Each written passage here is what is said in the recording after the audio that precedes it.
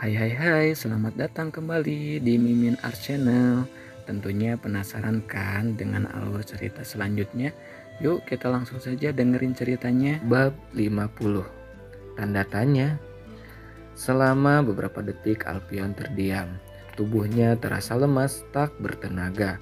Berbagai pikiran buruk memenuhi pikirannya jika Aileen sudah mengetahui sesuatu tentang orang tuanya. Dari mana ia mendapatkan informasi? Pasalnya, Alpian benar-benar menutup informasi apapun tentang masa lalu. Apa salahku? Kenapa mereka melakukan ini padaku? Apa mereka tidak pikirkan akan seperti apa hidupku selanjutnya? Dek jantung Alpian seperti akan berhenti berdetak. Entah harus seperti apa memberi pemahaman kepada sang istri.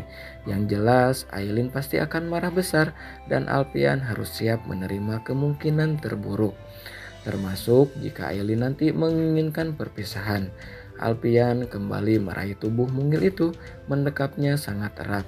Walaupun Aileen berusaha melepaskan diri, tetapi Alpian tidak memberi celah, tidak akan ia lepas sampai Aileen membukakan pintu maaf. Aku minta maaf, tolong dengarkan aku dulu, Alpian berucap lirih. Aku selalu berpikir kenapa mereka tega membuangku, apa aku tidak berharga itu sampai orang tua aku sendiri tidak menginginkanku. Tidak sayang, kamu sangat berharga. Ada aku yang sangat menginginkan kamu, bujuk Alpian dengan wajah semakin memucat. Aku mohon dengarkan aku dulu. Aku tahu aku salah, tapi aku melakukan semua ini untuk kamu, supaya kamu tidak terluka lebih dalam lagi. Sekali lagi, Aileen mendorong dada lelaki itu untuk memberi jarak. Alpian tidak ingin keras kepala dan membuat Aileen semakin kecewa nantinya. Ia lepas pelukan sehingga keduanya saling beradu pandang. Tapi lihat apa yang sudah kamu lakukan sekarang. Alpian kehilangan nyali, bahkan tak berani lagi menatap mata sang istri. Untuk sekedar menyentuhnya pun ia tak memiliki keberanian. Aku tidak bermaksud. Wah, kamu jahat. Kenapa membelikan film yang sedih ini? Aileen menyeka air mata dengan kedua tangan, lalu memendamkan tubuhnya di pelukan sang suami. Apa? Alpian yang seperti baru saja kehilangan separuh nyawa itu belum mampu berpikir jernih. Wajahnya masih pucat, juga dengan kening yang berkerut dalam. Maksudnya? Aku habis nonton drama Korea, ceritanya tentang anak yang dibuang orang tua kandungnya dan harus tinggal dengan ibu tiri. Aku jadi ingat masa laluku yang menyedihkan. Detik itu juga seluruh beban yang menghimpit dada Alpian seperti menguap di udara. Ia menarik napas dalam-dalam setelah mampu mendebak apa maksud sang istri. Jadi, kamu menangis sesedih ini karena habis nonton drama Korea. Dalam hangatnya pelukan Alpian, Aileen mengangguk. Ia benamkan wajahnya di dada sang suami sembari menyesap aroma maskulin yang mengguar dari tubuh tegap lelaki itu. Iya, dan yang dialami tokoh utamanya hampir sama dengan yang kualami, makanya aku jadi ingat kehidupanku. Alpian mengembuskan napas panjang, lega. Ternyata istrinya itu hanya korban drama Korea. Rahasia besar itu masih aman. Sudah, jangan diingat lagi. Sekarang kamu tidak sendirian. Kamu punya aku dan Boy yang akan selalu ada bersamamu. Meskipun ada rasa lega, tetapi rasa bersalah itu semakin nyata merasuk ke relung hati Alpian. Ia peluk wanita itu semakin erat. Maafkan aku, Aileen. Kadang ada rahasia yang lebih baik untuk tidak diungkap. Kamu pasti akan lebih terluka lagi kalau tahu yang sebenarnya, ucap Alpian dalam hati. Lelaki itu melepas pelukan, lalu membawa sang istri untuk duduk di sofa. Aileen meraih selembar tisu dan menyeka sisa air mata yang membanjiri pipinya. Lalu merapikan rambut panjangnya dan menyelip ke belakang telinga. Besok aku ada undangan peresmian studio foto milik salah satu temanku. Apa kamu mau ikut? Di sana akan ada pameran foto. Kamu pasti suka. Kita juga bisa berfoto di sana. Kita kan belum punya foto bertiga dengan Boy. Ajaknya berusaha menghibur. Foto keluarga seperti punya artis-artis itu. Alpian tertawa gemas. Iya sayang, mau kan? Aileen mengangguk antusias. Raut sedihnya mendadak hilang. Alpian memendamkan ciuman di kening dan bibir. Oh ya, kenapa kamu masih di kamar ini? Bukannya tadi kita sudah sepakat akan tinggal di kamar sebelah. Aku baru selesai memindahkan semua pakaianku. Tadi kesini cuma mau ambil HP, tapi malah keasikan nonton drama Korea. Ya sudah, sekarang pindah ke kamar sebelah yuk. Alpian hendak berdiri, tetapi lengannya langsung ditarik Aileen. Tapi sebelum itu, apa boleh aku tanya sesuatu dulu? Boleh. Aileen menatap mata sang suami lekat-lekat. Apa mungkin suatu hari kamu akan bosan denganku? Tadi aku habis lihat berita-berita selebritis yang selingkuh padahal istrinya cantik dan memiliki anak yang lucu. Alpian mengulas senyum. Satu tangannya membelai puncak kepala sang istri. Kamu takut aku selingkuh? Aileen mengangguk malu-malu meskipun tidak yakin bahwa Alpian mencintainya. Toh sekarang ia merasa memiliki hak atas suaminya itu. Terlebih Alpian dikelilingi wanita cantik yang siap menjadi pelakor. Sayang, membangun sebuah hubungan itu mudah, tapi yang sulit itu mempertahankannya. Banyak sekali orang yang gagal menghadapi ujian dalam rumah tangganya. Kenapa bisa begitu? Kenapa laki-laki tidak pernah puas dengan satu wanita? Ya tidak tahu, mungkin kurang komunikasi. Alpian dapat melihat keraguan di mata wanita itu. Mau tahu caranya mempertahankan suami supaya tidak tergoda wanita lain? Aileen mengangguk penuh semangat, membuat Alpian menyembunyikan seringai. Ayo ke kamar sebelah, nanti aku ajari caranya. Malam ini kamu juga harus remedial materi nona pakan, bisiknya menggoda menciptakan rona merah di pipi sang istri. Riana berjalan kaki melewati lorong sempit dan gelap menuju rumahnya. Di tangannya ada 2 buah paper bag pemberian Aileen di kantor tadi. Sepanjang jalan pulang, bayang-bayang masa lalu bermunculan di kepala. Riana tiba-tiba mengingat perbuatan jahatnya di masa lalu. Memikirkan Aileen yang bisa saja menghancurkannya dengan mudah melalui tangan Alpian, mengingat luka yang sudah diberikan Riana dan ibunya. Tetapi tidak sedikit pun Aileen membalas, meskipun Alpian membukakan kesempatan itu lebar-lebar. Riana bahkan dapat melihat betapa tadi Aileen merasa tidak nyaman saat ia memijat kakinya. Tanpa terasa, cairan bening lolos begitu saja. Riana masih ingat semua ucapan sang ibu bahwa Aileen dan ibunya adalah penyebab penderitaan panjang mereka. Ibunya bahkan selalu mendesak agar ia mencari suami kaya, agar bisa hidup nyaman dan tidak bernasib sepertinya. Riana menarik napas dalam-dalam saat memasuki halaman rumahnya yang sempit dan sederhana. Sudah 2 bulan ini ia dan ibunya menempati rumah itu.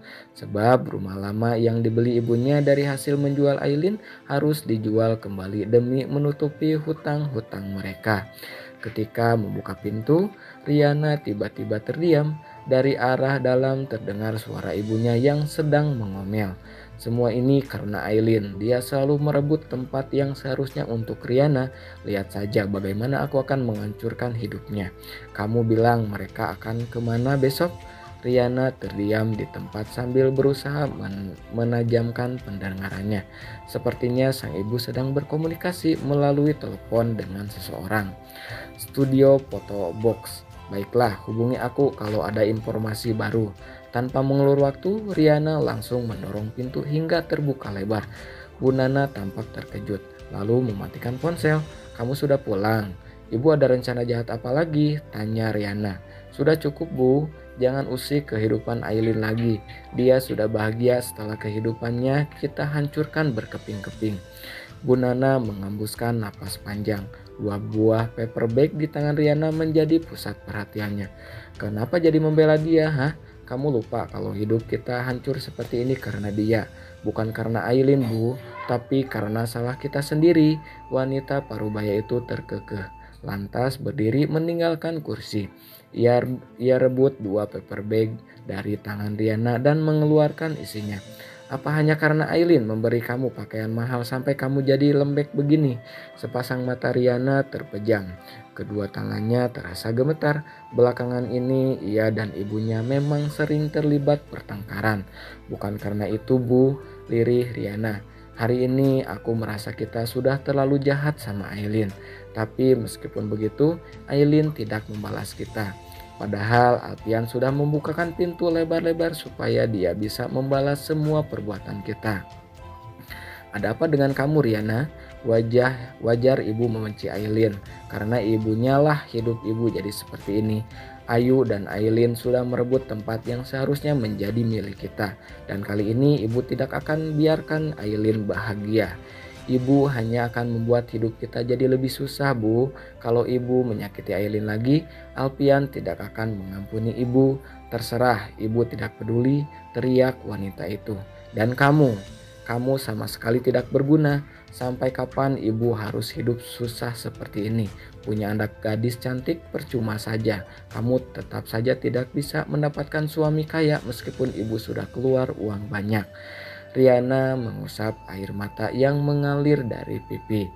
Kamu seharusnya bisa dapat laki-laki kaya seperti Alpian, tapi kamu terlalu payah. Cukup, Bu, cukup, teriak Riana. Selama ini aku sudah menuruti semua keinginan ibu. Aku dimanfaatkan seperti ini untuk memenuhi semua obsesi ibu. Kamu sudah berani melawan ibu, Riana. Kamu lupa pengorbanan apa yang sudah ibu lakukan untuk kamu. Dasar anak tidak tahu diuntung kamu. Justru aku jadi seperti ini karena perbuatan ibu, teriak Riana penuh amarah. Memangnya sejak kecil apa yang ibu ajarkan padaku demi membalas dendam? Ibu tega menyiksa Aileen sejak kecil, membuat aku menjadi kakak yang jahat dan ikut membenci Aileen dengan semua hasutan ibu. Plak, satu tamparan keras mendarat sempurna ke pipi Riana, meninggalkan tanda kemerahan di sana. Selama beberapa saat Riana terdiam mengusap pipinya yang terasa kebas. Seumur hidup ini adalah pertama kali sang ibu menyakiti fisiknya. Tamparan seperti inilah yang hampir setiap hari didapatkan Aileen sejak kecil. Sekarang kamu sudah berani kurang ajar sama ibu setelah semua yang ibu lakukan untuk kamu. Pengorbanan apa yang ibu maksud? Ibu hanya membentuk aku menjadi orang yang serakah dan jahat. Apa seperti itu yang ibu sebut pengorbanan? Kamu bisa bicara seperti itu karena tidak tahu kenyataan yang sebenarnya, Riana. Ayah kamu meninggalkan ibu untuk menikahi ibu Aileen. Kita tidak diakui sementara Aileen mendapatkan semuanya. Riana terdiam, memilih meninggalkan sang ibu dan masuk ke kamar dengan membanting pintu keras. Keesokan harinya, belum ada kata yang terucap dari bibir Aileen sejak memasuki sebuah bangunan besar dengan desain serba unik. Perhatiannya terfokus pada dinding berhiaskan foto-foto yang indah. Benar-benar memanjakan mata.